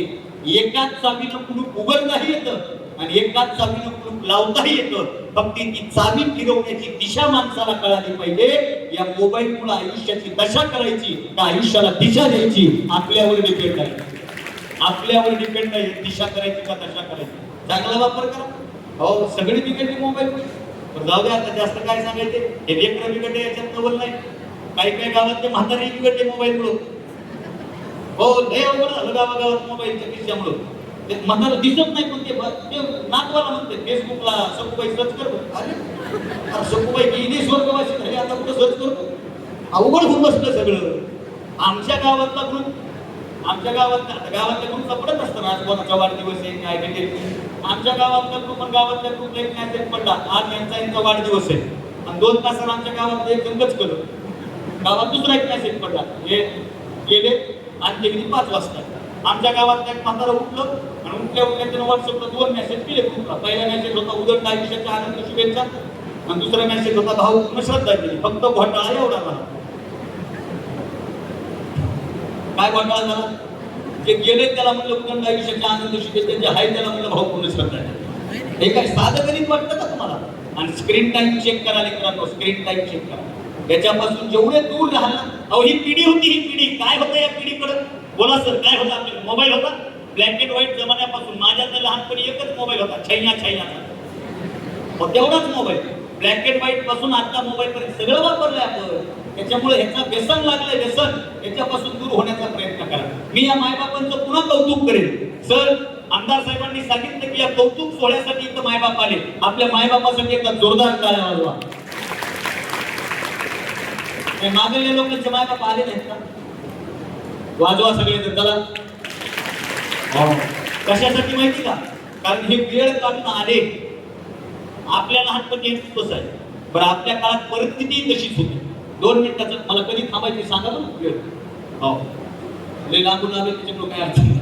आपल्या वेळेला हे होतं का. माझ्याकडे ही जी सगळी पालक बसली आता ही सगळी शाळेत जाणारी मुलं 10वी पर्यंत 12वी पर्यंत यांच्याकडे बघितले की असे टाकतूक दिसायचे सगळे करा. आपल्या लहानपणी होतं कसं आहे. शाळा आपल्या अशा होत्या का. आपल्या शाळेचा आनंद वेगळाच होता. मला तर माझे वडील शाळेत घेऊन गेले ना असं आज जसे पालक आले तसं नव्हतं. माझ्या वडील 10वी पर्यंत कधीच शाळेत आले. कारण कष्ट करून शेतातलं काम करावं मजुरी करावी तर शाळेत जावं. वेळ नव्हता परिस्थिती नव्हती. लेकरांच्या पाठीमागे जायला वेळ नव्हता. हा एक गोष्ट होती माझ्याकडे बघा. माझे वडील पहिल्यांदा शाळेत घेऊन गेले मला आणि शाळेत जेव्हा मला निघलं ना असं नव्हतं नाही चल राजा चल पिल्लू चल वागा आणि चल मला नाही जायचं. चल मला नाही जायचं. नाही म्हणलं की बापानं बूट काढला. बापानं बूट हाणायचा. माझी भाषा कळते ना. बापाने बूट मारायचा मी हुकवायचं. मारायचा हुकवायचं. 7 बुटं चुकवली. 7 22 मारले होते. 22 हुकली किती 7. 15 बुटं पाठीवर. शाळेत गेलो. शाळेत गुरुजी बसलेले. गुरुजीने रामराम घातला. काय काम आहे त्याला शाळेत टाकायचे. कानाला हात लावा. असं कानाला हात लावलं की पहिलीत होतं. इकडे कसं होतं माहित नाही. होतं का तसं. कानाला हात लावलं की पहिली. कानाला हात जात होता मी निघाला नाही. गुरुजीने असा ठोका दिला हात दिला. लगे म्हणले चला बसा जन्मतारीख सांगा. वडिलाला जन्मतारीख सांगताय ना. वडील म्हणले नेमकं गणपती विसर्जन झालं होतं डोळा लागला होता. आता कधी गणपती विसर्जन झालं सांगा. मग त्याच्याहून सांगितलं की हे जन्मदन किल्लारीचा भूकंप झाला. जन्मोत्सवात भूकंप केला. हे काही नवीन नाही माझ्यासाठी. त्याच्याहून तारीख ठरली. गुरुजी निघाले. वडील निघाले. मी रडायला लागलो. आता वाक्याने काय का मी रडत होतो. हाय बघून रडत होतो. लोळत होतो. माझा बाप माझ्या जवळ आला. माझ्या कानात एकच वाक्य सांगितलं बापाने. माझा बाप म्हणला बाळा शाळा शिक. शाळा शिकलास तर माझ्यासारख्या लोकांच्या दारात मजुरीनं जायची वेळ तुझ्यावर येणार नाही. आपल्या घराची दुर्दशा बदलायची असेल तर तुला शिकावंच लागेल. हे बापाचं वाक्य आजही काळजात घर करू नये म्हणून. आणि माझा उल्लेख केला अविनाश भारती व्याख्याता कीर्तनकार. पण मी माझी डिग्री पण सांगू इच्छितो. मी BA केलंय. मी MA केलंय. मी MPhil केलंय. आणि सध्या डॉक्टर बाबासाहेब आंबेडकर मराठवाडा विद्यापीठात मी PhD करतोय. पुढच्या डिसेंबरमध्ये माझ्या PhDचं सबमिशन आहे. आणि मी नंतर लगेच डॉक्टर आहे. मी सेट पास आहे सर. मी एका कॉलेजवर जॉब करत होतो. CSBचा प्राध्यापक पण जॉब करत होतो. मला महिना 12,000 रुपये भेटायचे. परवडत नव्हतं. आता महिन्याचे 12च करतो. कारण आर्थिक बेस पण महत्वाचा आहे. मी कॉलेज करत करत हे सगळं करतो. या सगळ्या गोष्टी बापाचं ते वाक्य काळजात घर करू नये. शिक्षणाशिवाय पर्याय नाही. बाबासाहेब म्हणले होते, शिक्षण हे वाघिणीचं दूध आहे, हे जो प्राशन करतो तो गुरगुरल्याशिवाय राहत नाही. किंवा नेल्सन मंडेला नावाचा तत्ववेत्ता आहे, त्याचे एक वाक्य फार सुंदर आहे बाळांनो. नेल्सन मंडेला म्हणतो, education is the most important weapon. नीट ऐका, education is the most important weapon. We choose the education, we can change the world. या जगाला बदलण्याची ताकद ही फक्त शिक्षणामध्ये. आणि याचं मूर्तिमंत उदाहरण डॉक्टर बाबासाहेब आंबेडकरांचं आपल्या डोळ्यासमोर आहे. ज्या बाबासाहेबांना शाळेत प्रवेश नाकारला, आज जग बाबासाहेबांचं नाव घेतल्याशिवाय पुढे जाऊ शकत नाही. जी शिक्षणाची ताकद आहे, शिकलं पाहिजे. शिक्षणासोबत आपल्याला जबाबदारीचं सुद्धा ओझं आपल्या खांद्यावर असलं पाहिजे. पटपट माझ्याकडे बघा, या सगळ्या गोष्टी पालक वर्ग आपल्याकडून अपेक्षा व्यक्त करताय, ते आपल्याला पूर्ण करता आली पाहिजे. अहो, आम्ही शाळेत जात होतो ना लेकरांनो, आम्ही म्हणजे निघायला म्हातारा नाही, पण 30 वर्षापूर्वीची गोष्ट सांगायची झाली, 25 वर्षापूर्वीची गोष्ट सांगायची झाली. आम्ही शाळेत जात होतो ना, आता तुम्ही शाळेत जाता, तुमच्याकडे सगळ्या गोष्टीत ना, वॉटर बॅग आहे, स्कूल बॅग आहे, दप्तर आहे, सगळं आहे. यांना विचार, आपल्याकडे दप्तर होतं का? आपल्याकडे दप्तर होतं? आपलं दप्तर म्हणजे हात महामंडळची पांढरी पिशवी, त्याच्यात टाकायचं दप्तरात सगळं. ती पिशवी अशी धरायची खांद्यावर, गेले तर गेले शाळेत, नाही तर बांधावर उभे राहील अशी फिरवी. आणि मग त्याचा जर बदल तुटला ना, वीज गणित, भूमिती, इंग्रजी सगळं आहे, पुन्हा गोळा करायचं, पुन्हा दप्तरात पाहायचं. जाताना असं रिकामी हातात जायचं नाही. आंबेच नाही, पेरूच नाही, दूधच, रानमेवा घेऊन जायचं शाळेत. हो, आमच्याकडे कंपास पेटी होती का, कंपास पेटी, त्याच्याकडं कॅमलची कंपास पेटी, त्याच्याकडे ऍपलचा मोबाईल असलेली फिलिंग होती. कंपास पेटी बी नव्हती. बरं, त्या कंपास पेटीमधलं साहित्य बी कळत नव्हतं, खरं सांगतो. कंपास पेटीमध्ये फुटपट्टी असते, सीस पेन्सिल असते, खोड रबर असतं, शार्पनर असतं, ते अर्धवर्तुळ असतं, ते एक त्रिकोण असतं, कर्कटक असतं बघा, कर्कटक. ते एका टोकाचं कर्कटक असतं, पुन्हा ते 2 टोकाचं एक असतं कर्कटक. ते 2 टोकाचं कशाला वापरायचं मला 10वी पर्यंत माहित नव्हतं साहेब, खरं सांगतो मी तुम्हाला. 10वी पर्यंत मला मिळत नव्हतं हे 2 टोकाचं वापरायचं कशाला. माझा मित्र म्हणायचा, हवे हे कशासाठी? म्हणायचं, जे मास्तर जास्त हानी त्याची गाडी घेऊ शकतो. आणि आम्ही ते 2 टोकाचं त्यालाच वापरलं. ज्या मास्तरांना हाणलं त्याच्या गाड्या पंक्चर. अहो, वडील मालक होते, आणि माझे वडील ऊसतोड कामगार होते. ऊसतोड कामगार बीड जिल्ह्यात नाही, मी ऊसतोडीला जायचे माझे वडील. आणि जाता जाता माझे वडील काय करायचे माहिती का, मला मास्तरच्या हवाली करायचे. मास्तर, आजपासून पोरग तुमच्या ताब्यात. गुरुजी म्हणायचे, नो प्रॉब्लेम. आणि माझ्या वडिलांनी दिलेल्या संधीचं माझे गुरुजी एवढं सोनं करायचे. अहो, असलं आणलंय आपल्याला. मारलंय का नाही? मारलंय का नाही? तुम्हाला इकडे मारलंय का? हे आता 10वी 12वीचे किती लेकर आहेत त्यांना शिक्षकांनी मारले? फार कमी लेकर आहेत. वा वा, हाईट बरे. अहो, माझ्या वेळी बाप शाळेत जायचं म्हणायचं, पोरग तुमच्या लय हाणायचे मास्तर. बरं, आता मोकळं सोपं सर, कधी कधी बिनकामाचं मारायचे, मी बघितले बार काय. घरी डबा झाला नाही, रागडावे शाळेत नाही, घरच्या डब्याचा राग काय डब्यावर बदा बदा. गुरुजी का मारताय? मागच्या शनिवारी कुठं होता? त्याचा राऊंड झाला. हो, झाला की त्याचा राऊंड. बरं, का होती का गुरुजी बद्दल बोलायचे? घरी गेलो रडत रडत, आईला म्हणलं, आई मला सर नवीन कामाचं मारलंय. आई म्हणली, थांब तुझ्या बापाला येते. मला वाटतं बाप आल्या सरच्या घरी मोर्चा जाईल, पुन्हा बापानं पालतं घालून तूच काहीतरी केलं असेल. गुरुजी बिनकामाचं मारणार नाही. आता किती परिस्थिती वाईट आहे. सगळे पालक माझं वाक्य कान उघडून ऐका. आता काही पालक शाळेत जातात आणि शाळेत जाऊन गुरुजीला काय म्हणतात, नोकरी म्हणजे नोकरी करायची. कोणालाही हात लावायचा, पण लेकराला हात लावायचा. एकदा 9 साल 12 वर्षाचं झाले, कोणालाही हात नाही शिकलो, नका शिकू दे. एखाद्या एकवर फुकू, हायवेला गावा टाकतो. अरे अरे माय बाप, सर म्हणतात मला काय करायचंय, मारलं तरी तेवढीच पगार आहे, नाही मारलं तरी. पण लक्षात ठेवा, छडी लागे छमछम, विद्या येई घमघम. शिक्षकावर विश्वास असला पाहिजे. सगळे टेक्नॉलॉजीच्या युगात जगणारी पोरं आहेत. इंस्टाग्रामला एक रील्स व्हायरल झाली होती. साऊथची रील्स होती.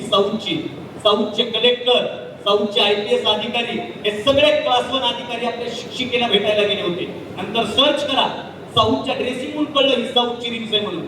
आणि सगळे भेटले, दिवसभर शिक्षिकेसोबत वेळ घातला. त्या शिक्षिकेचं वय 80-85 वर्ष. सगळ्यांची निघायची वेळ झाली. लाल दिव्यांचा ताबा आला, सायरन वाजलं. पोलीसवाल्यांनी सॅल्यूट केला कलेक्टर महोदयांना. कलेक्टर महोदया मॅडमचा आशीर्वाद घेऊन निघाले. इतक्यापुढे त्यांच्या लक्षात आलं, खिडकीजवळ गेले, खिडकीतून एक छडी आणली आणि ती छडी शिक्षिकेच्या हातात दिली. आणि शिक्षिकेला म्हणले, माझ्या हातावर छडीने मारा. ती शिक्षिका म्हणते तू कलेक्टर आहेस, मी मारू कसं? आणि तो कलेक्टर म्हणतोय मॅम मी आज कलेक्टर, फक्त या छडीच्या धाकामुळे त्याची आठवण म्हणून मला तुम्ही हे प्रसाद द्या. ही ताकद आहे, लक्षात ठेवा. या शिक्षकांवर विश्वास ठेवा बाळांनो. समारोपाकडे जातो, शिक्षकांवर विश्वास ठेवा. विश्वास राहिला नाही शिक्षणाकडे, शिक्षकांवर, आपली भारतीय संस्कृती, आपण ज्या धर्मात जन्माला आलो, ज्या संस्कृतीत जन्माला आलो, ही गुरुकुल पद्धती आहे साहेब. इथली नालंदा विद्यापीठापासून ते इथल्या सगळ्या विद्यापीठाचा अभ्यास करा.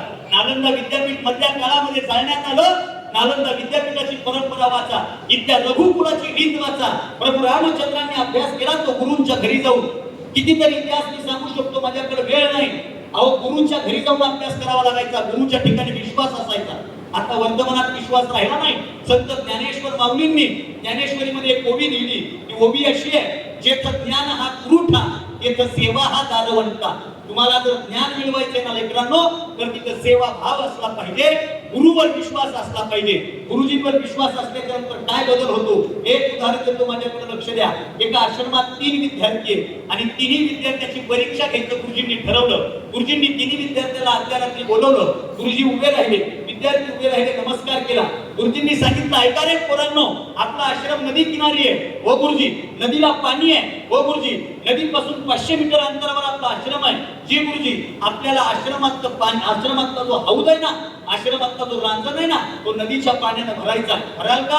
गुरुजी म्हणले. विद्यार्थी म्हणले, गुरुजी तुमची आज्ञा म्हणजे प्रमाण, दुसरा काहीच विषय नाही. सकाळ झाली. सकाळी सकाळी विद्यार्थी उठले. माझ्याकडे बघा, सकाळी सकाळी विद्यार्थी उठले. एकानं हंडा हातात घेतला, एकानं घागर हातात घेतली, एकानं कळशी हातात घेतली. तिघजण पळत पळत गेले. तो हौद भरला. सकाळी गुरुजी उठले, गुरुजीला त्याच हौदातलं पाणी दिलं. गुरुजी खुश झाले. गुरुजी म्हणले, हौद भरला? पोरं म्हणले, भरला गुरुजी. गुरुजी म्हणले, भरलेला हौद रिकामा करा. आता कथा जुनी म्हणून ठीक आहे, एका मिनिटात पोराने हौद रिकामा केला. वर्तमानात असं होणार नाही. वर्तमानात पोरं हौद भरतील, पण भरलेला हौद जर गुरुजीने रिकामा करायला लावला, पागल झालं का नाही? त्याचा काय स्कूटी ढिला झाला का काय? त्याची झोप झाली ना काय? किंवा भारत रिकामा करा, भारत रिकामा करा. मग पोरांनी हौद रिकामा केला. गुरुजी म्हणले, हौद परत भरा. पोरांनी कळशी उचलली, घागर उचलली, माठ उचलला. पोरं नदी किनारी निघाले. गुरुजी म्हणले, थांबा, हौद भरायचा आहे, पण घागरीनं नाही भरायचा, हांड्यानं नाही भरायचा, माठानं नाही भरायचा, मी जे देईल ना त्यानं भरायचा. काय देणार गुरुजी? गुरुजी आश्रमात गेले आणि आश्रमातून गुरुजींनी ना बांबूची एक टोपरी आणली. टोपरी, त्याला आमच्याकडे दुर्डी म्हणतात, तिकडे काय म्हणतात? टोपरी. ती टोपरी आणली. टोपरी, ती टोपरी हातामध्ये दिली. पोरांनी टोपरी हातात घेतली. आता टोपरीत पाणी बसतं का? ते असं साध्या साध्या असतात, त्याच्यात पाणी गळतं ना. त्याच्यात तिकडे नदी किनारी गेले. नदीमध्ये अशी टोपरी बुडवली, पाणी गळून गेलं. नदीमध्ये टोपरी बुडवली, पाणी गळून गेलं. गुरुजी प्रवचनाला निघून गेले. 3 विद्यार्थी होते. तिघापैकी एक जण म्हणला, गुरुजी झाले पागल, उगम पाणी ह्याच्यात काही बसत नाही, बेजार होण्यात काही अर्थ नाही. त्यानं टोपरी फेकली, आश्रमात गेला, निवांत झोपला. राहिले किती? 2 जण टोपरीत पाणी घेत होते, पाणी गळत होतं. त्या दोघांपैकी अर्ध्या तासाला एक जण म्हणला, जो जाऊन झोपलाय तो शाना आहे, याच्या नादाला लागून बेजार होण्यात काही अर्थ. त्यानेही टोपरी फेकली, तोही गेला, तोही झोपला. बाळांनो माझ्याकडे लक्ष द्या. राहिला फक्त एकच जण. तो एकटाच टोपरी बुडवत होता, पाणी गळत होतं. टोपरी बुडवत होता, पाणी गळत होतं. 2-3 तास टोपरी बुडवत होता, पाणी गळत होतं. पण बांबूचं एक वैशिष्ट्य असतं. टोपरी ज्या बांबूपासून बनलेली असते ना, त्या बांबूचं एक वैशिष्ट्य असतं. बांबू जेवढा पाण्यात फुगत असतो ना, तेवढा तो फुगत असतो. बांबू फुगला आणि बांबू फुगल्यामुळे सांदी बुजल्या गेल्या. सांदी बुजल्या गेल्यामुळे दुर्डीत पाणी बसलं. त्या एकट्या पोरानं ते पाणी भरलं. संध्याकाळी गुरुजी वापस आले. लेकरांनो, संध्याकाळी गुरुजी वापस आले. ज्या 2 पोरांनी गुरुजीचं न ऐकता टोपऱ्या फेकून दिल्या होत्या ना, ते पोरं गुरुजीच्या समोर शर्मेनं मान खाली घालून उभे होते. आणि ज्या पोरानं टोपरीनं पाणी भरलं होतं ना, ते गुरुजी समोर असं छाती फाडून उभं होतं. लक्षात ठेवा, योग्य वेळी ते शिक्षकाचं ऐकत नाहीत ना, भविष्यात ते पोरं शिक्षक दिसले ना, शर्मेनं खाली मान घालतात. आणि जी पोरं शिक्षकाचं ऐकतात ना, ती पोरं शिक्षकासोबत स्टेजवर खुर्ची लावून बसतात. हे आयुष्याचं गणित आहे लेकरांनो. त्या 2 पोरांना परत पाठवलं. गुरुजींनी त्या पोराला जवळ केलं आणि गुरुजींनी एक प्रश्न विचारला. गुरुजी म्हणले, का रे पोरा, हे पोरा, त्या दोघांनी दुर्डी फेकली होती ना, तू का दुर्डी फेकली नाही? पोरगा म्हणला, गुरुजी टोपरी दिली तेव्हाच प्रश्न पडला होता बघा, पण तसंच नदी किनारी गेलो. पहिला निघून गेला तेव्हा थोडा कॉन्फिडन्स गेला, दुसरा गेला ना मात्र 70% कॉन्फिडन्स गेला होता. वाटत होतं दुर्डी फेकावी, टोकरी फेकावी, जाऊन झोपावं.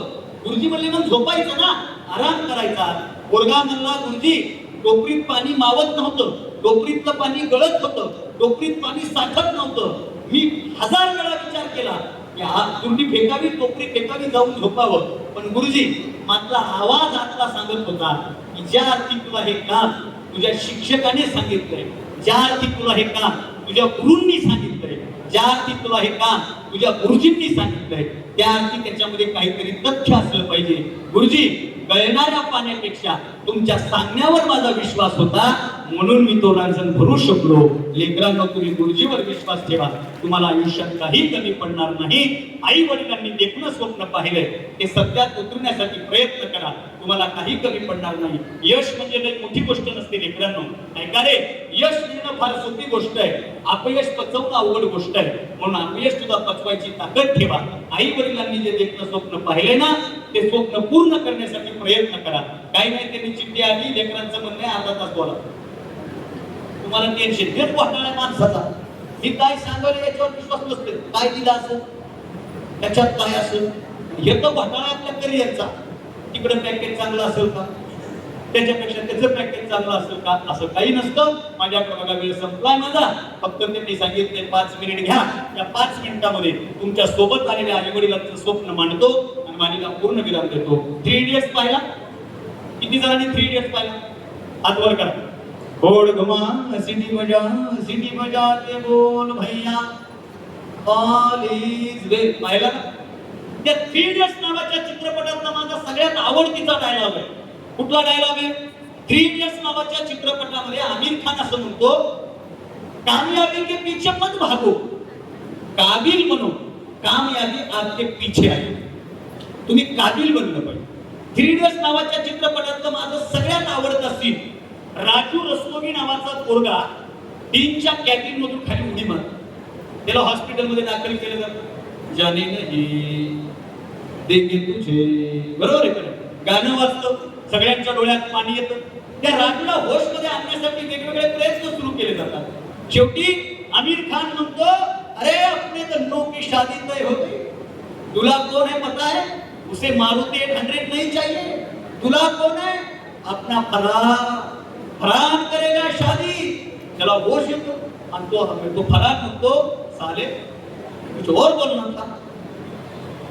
इथून चित्रपटातला महत्वाचा सीन सुरू होतो. लेकरांना हॉस्पिटलमध्ये टॅक्सी येते, ती नर्स म्हणते काय टॅक्सी आपने बुलाई है. राजू म्हणतो नहीं मैंने बुलाई है. फरहान म्हणतो क्यों, जाते जाते तुझे तेरे घर पे ड्रॉप करूं का, मैं इंटरव्यू के लिए जाऊंगा. फरहान म्हणतो क्यों. इतना आमिर खान आणि करीना कपूर भी असते थे, म्हणते मुझे नहीं लगता ये लेजर पढ़ने के बाद तुम इंटरव्यू के लिए जा पाओगे. तो बैग में हाथ डालतो, सालो तुमने चिट्ठी पोस्ट कर दी.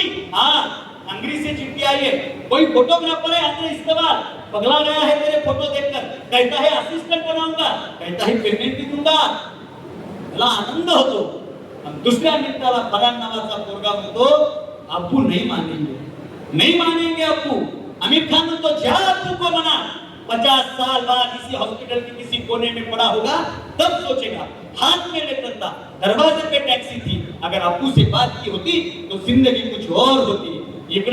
इकडं फरहानच्या बापानं पोराला एक लॅपटॉप घेतलेला असतो. बाप त्याच्या बायकोला म्हणतो, क्या लगता है पसंद आएगा जनाब को. इतक्यामध्ये दरवाजा वाजतो. फरहान, आज तुम्हारा फाइनल इंटरव्यू था, तुम नहीं गए. नहीं अब्बू, मैं नहीं गया इंटरव्यू के लिए. अब्बू, मैं नहीं बनना चाहता इंजीनियर, अगर बन भी गया ना तो वो खराब इंजीनियर बनूंगा. आपको अरे लोग क्या कहेंगे, कपूर साहब क्या कहेंगे, फाइनल ईयर में आकर छोड़ दिया. नहीं अब्बू क्या फर्क पड़ता है अगर मैं इंजीनियर नहीं बनना, नहीं समझ में आती इंजीनियर मेरे को, मुझे प्राणियों से लगाव है, मैं फोटोग्राफर बनना चाहता हूँ. क्या फर्क पड़ेगा, कम पैसे कमाऊंगा, गाड़ी छोटी होगी, मगर जो भी करूंगा अब्बू आपके लिए दिल से करूंगा, आपके लिए दिल से करूंगा. बात तो फिलॉसफी मार रहे हो, फिल्म देख कर आए हो, वो रांचो अभी भी तुम्हारे दिमाग के साथ खेल रहा है. तिकडून त्याची माय म्हणते, जाने दो, परेशान है बेचारा, खुदा न करे राजू जैसा कुछ गलत कर बैठा. लेकरांनो, डोळ्यासमोर चित्र आणा. बाप तन करीत जाऊन सोफ्यावर बसतो. तो फरहान नावाचा पोरगा बापाच्या समोर गुडघ्यावर बसतो आणि वाक्य लक्षात ठेवा, योग्य वेळी जो बापाच्या पुढे गुडघ्यावर बसतो ना त्याला नको त्याच्या समोर गुडघ्यावर बसायची वेळ आयुष्यात कधीच येत नसते. लक्षात ठेवा, बापाच्या समोर गुडघ्यावर बसलेला पोरगा बापाला असं म्हणतो, नहीं अप्पू मैं आपको मनाना चाहता हूँ मगर दिल से मनाना चाहता हूँ. अप्पू कौन कपूर साहब? अप्पू मैं कपूर साहब का पहला नाम तक नहीं जानता. खुद गर्मी में सोकर मेरे रूम में एसी कपूर साहब ने नहीं लगाई थी अप्पू, आपने लगाई थी.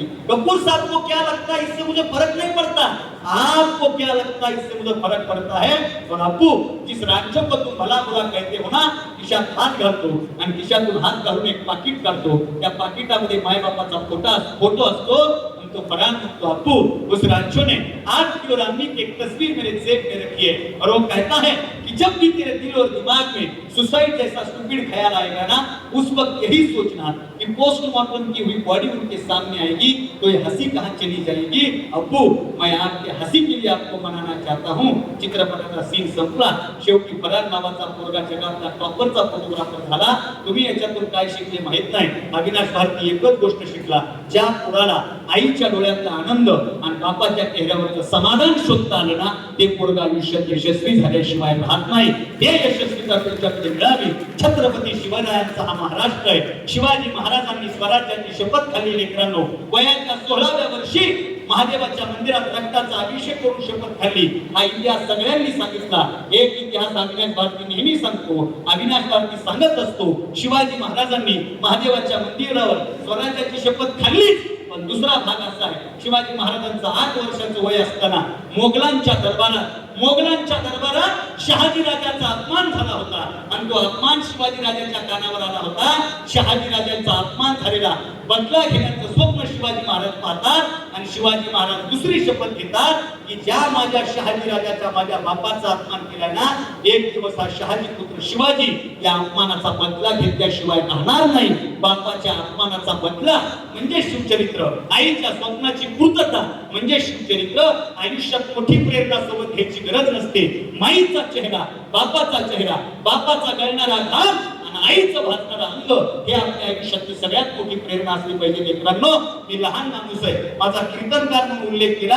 साहेब, मी एकाच माणसासाठी कीर्तन करतो बघा, जाहीर सांगतो, मी एकाच माणसासाठी, मी कीर्तनकार आहे आणि एकाच माणसासाठी कीर्तन करतो. त्या माणसाचं नाव आहे माझा बाप. येत्या 6, 7, 8 तारखेला 6 जून, 7 जून, 8 जूनला झी टॉकीजवर, झी टॉकीजची वाहिनी ना, माझ्या माय बापानं कधी टीव्हीत जायचं स्वप्न पाहिलं नव्हतं. टीव्ही मध्ये बघून माझा बाप आनंदी व्हायचा, चित्रपटातला हिरो बघितला की माझ्या बापाला आनंद व्हायचा. आणि झी टॉकीजनं महाराष्ट्रातल्या फक्त 3 लोकांची संघर्षमय कहाणी झी टॉकीजला दाखवायचं ठरवलं. 6, 7, 8 प्रस्थानाच्या दिवशी अविनाश भारतीचे अडाणी मायबाप आज टीव्हीवर माझ्या सोबत येणार आहे. बापाला याच्या पलीकडे दुसरं काही द्यायचं नसतं. लेकरांनो, झी टॉकीजला माझा पहिला एपिसोड लागला.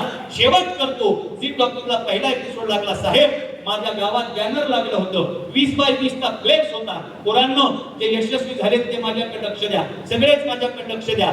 20x20 चा फ्लेक्स गावात लागला होता. गावात एका माणसानं बॅनर बघितलं, घरी जाऊन माझ्या बापाला सांगितलं, हो तुमच्या पोराचं बॅनर आहे चौकात. वडील म्हणले, काय विषय? माहित नाही, तुमच्या पोराचा मोठा फुटोय, बाकीच्याचे लहान लहान मुडके लावलेले, पण बॅनर नंबर 1 दिसतोय. जाऊन बघा. माझा बाप 2 किलोमीटर चालत गेला. माझा बाप काय, तुमचा बाप काय, तुमची आई काय, माझी आई काय, सगळ्याचे मायबाप यश त्या नजरेनं पाहत असतात. माझे वडील 2 किलोमीटर चालत गेले. लेकरांनो, 2 मिनिटं लक्ष ठेवा. माझे वडील चालत गेले, त्या चौकात बॅनर लागला होता ना, बाप एकटक बॅनरकडे बघत होता, एकटक. जाणारा येणारा खुलीत होता, काय पाहता, आणि माझा बाप इशाऱ्यानं सांगत होता,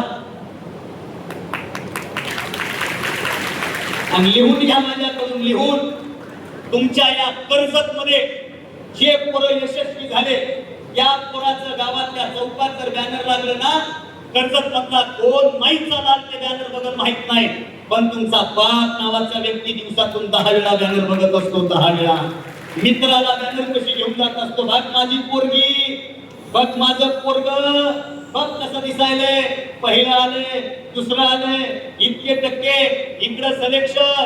माझ्या बापानं गावामध्ये कोणावर रुपया खर्च केला नाही साहेब, पण त्या दिवशी 1000 चहा पाजले, 1000. आणि त्या हॉटेलमध्ये चहा नाही पाजले, त्या हॉटेलवर बॅनर लावलं होतं. त्याच्या समोरच्या हॉटेलमध्ये लोक बसवले, सगळ्या खुर्च्या बॅनर पडले.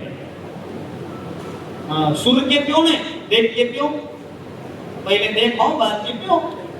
एक जण म्हणला मी चहा पित नाही, वडील बोलले कॉफी घे, तुम्हाला कॉफी देत नाही. वडील बोलले दूध घे, तुम्हाला दूध देत नाही. वडील बोलले कोल्ड ड्रिंक्स घे, तुम्हाला कोल्ड ड्रिंक्स देत नाही. वडील बोलले 10 रुपये घे. बॅनर पा. अर्ध्या तासानं वडील घरी आले, टीव्हीच्या समोर बसले, माझी एंट्री झाली, शिट्टी वाजवली. मुरलीधरांना मोहळांकडे कार्यक्रम होता पुण्यातला, शिट्टी वाजवली बापानं. बापाच्या डोक्यात काय आलं माहित नाही, अडाणी माणूस आहे. असा गळ्यात रुमाल होता, रुमाल काढला माझ्या वडिलांनी, असा टीव्ही पुसला. दिदी नुसता टीव्ही पुसला नाही, हळदी कुंकू आणून टीव्हीला लावलं, अगरबत्ती आणली, टीव्हीला ओवाळली. वडील सोफ्यावर बसून टीव्ही बघत होते. कार्यक्रम संपला, वडील बाहेर गेले हवा करायला. हवा करायला बाहेर. आणि लक्षात ठेवा, वयाच्या 25-30 वर्षापर्यंत आपण बापाच्या जीवावर हवा करतो ना. आता आपलं पहिलं कर्तव्य असलं पाहिजे, आपल्या बापानं आपल्या जीवावर हवा केली पाहिजे, त्याच्यासाठी यशस्वी व्हा. वडील घरी आले, अर्ध्या तासानं जेवायला बसलो. आणि जेवण करताना वडिलांना म्हणलं, पप्पा आज दसरा नाही, दिवाळी नाही, लक्ष्मी पूजन नाही, टीव्ही नवा नाही, टीव्हीला हळद कुंकू का लावलं? आणि माझ्या बापाचं वाक्य माझ्या आयुष्याची प्रेरणा ठरलं. माझा बाप मला येड्या डबड्यात आतापर्यंत दुसरे हिरो बघितले, आज माझा हिरो डबड्यात गेला, म्हणून डबड्याला हळद कुंकू लावलं. आपल्या बापाला हिरो म्हणा, आपल्या आईला हिरो म्हणा. यश तुम्हाला मिळाल्याशिवाय राहणार नाही. बोलण्यासारख्या बऱ्याच गोष्टी आहेत. आपण या कार्यक्रमाच्या निमित्तानं मला बोलवलं, हा सुंदर कार्यक्रम आयोजित केला म्हणून एकदा श्री महेंद्र सदाशिवजी थोरवे साहेब, आमदार कर्जत खालापूर विधानसभा साहेबांसाठी जोरात टाळ्या वाजवा, जोरात. विचार मंचावरल्या सगळ्या मान्यवरांसाठी जोरात. या शिवसेना आमदार महेंद्र थोरवे फाउंडेशन व शिवसेना युवा सेना कर्जत खालापूर विधानसभा मतदारसंघ सगळ्या आयोजकांसाठी जोरात. जवाब. आपल्या शिक्षकांसाठी जोरात, आपल्या मायबापासाठी जोरात. जे टाळ्या वाजवणार नाही जोरात, त्याच्यावर नजर पडेल अशोक खडा. जोरात. यानंतर सगळे पुरुष टाळ्या वाजवतील महिलांसाठी, सगळे पुरुष. टाळ्या कमी वाजल्या, ज्याला ज्याला कॉन्फिडन्स आहे मी पुरुष आहे असा प्रत्येक जण टाळी वाजवतो. आता एवढं सांगून मी ज्या गड्याने टाळ्या वाजवल्या नाही, टोल नाक्याला भेटा. आता महिला मंडळ तुम्ही वाजवा यांच्यासाठी. फक्त या गोष्टीमुळं एकनाथ भाईंनी 1,500 महिना सुरू केला यांना, काहीच विषय नाही. हो, इमानदारी गोष्ट इकडं. यानंतर फोटोग्राफर साठी टाळ्या वाजवा. कुठे फोटोग्राफर? दादा माझे पाठवा, माझे पाठवा. या युट्यूब वाल्यासाठी, पत्रकारांसाठी जोरात टाळ्या. युट्यूबची क्रांती आहे बाबा, घराघरात पोहोचलो. या सगळ्यांचे आभार मानतो. काही चुकलं असेल तर उदाहरण तक्रारानं माफ करा. बोलिले लेकुडे गेली वाकुडी उत्तरे करा क्षमा अपराध महाराज तुम्ही सिद्ध. खरं बोलल्यामुळं कोणाला वाईट वाटत असेल तर वाटू द्या. आणि आदरणीय आमदार साहेब, सगळं वाचलो आणि आपला वेळ जुळून आला तर मी पुन्हा ये कार्यक्रमाला 100% येईल. आपण मला बोलवलं. चंद्रशेखर सानेकर असं लिहितात, हार किंवा जीत होणे हा खरा निर्णय नव्हे, जो दगा देईल त्याचा कट उधळला पाहिजे. एक मुंगी साकडे घाली तिच्या देवाकडे, एक माझ्या हातून पर्वत सरकला पाहिजे. होत गेली निर्मिती तो तसा झाला निळा, या नभाचा रंग अति शुभ्र असला पाहिजे. हेच भरकटणे उद्या होईल मग माझी दिशा, फक्त माझा एकदा तारा चमकला पाहिजे, फक्त माझा एकदा तारा चमकला पाहिजे. आदरणीय सुर्वे सर, तुमची सगळी टीम एका निवेदन करणाऱ्या सरांसाठी टाळ्या वाजवा. और बोर्ड बोलता तुम्ही, कहीं जीत बाकी है, कहीं हार बाकी है, अभी तो मेरी जिंदगी का सार बाकी है. कहीं जीत बाकी है, कहीं हार बाकी है, अभी तो मेरी जिंदगी का सार बाकी है. यहाँ से चला हूँ मैं नई मंजिल की तरफ, आपके मतदार संघ से चला हूँ मैं नई मंजिल की तरफ. अविनाश भारती ने अभी पूरा किया, वो खाली एक पन्ना था, अभी तो मेरी जिंदगी की पूरी किताब बाकी है, किताब बाकी है. धन्यवाद.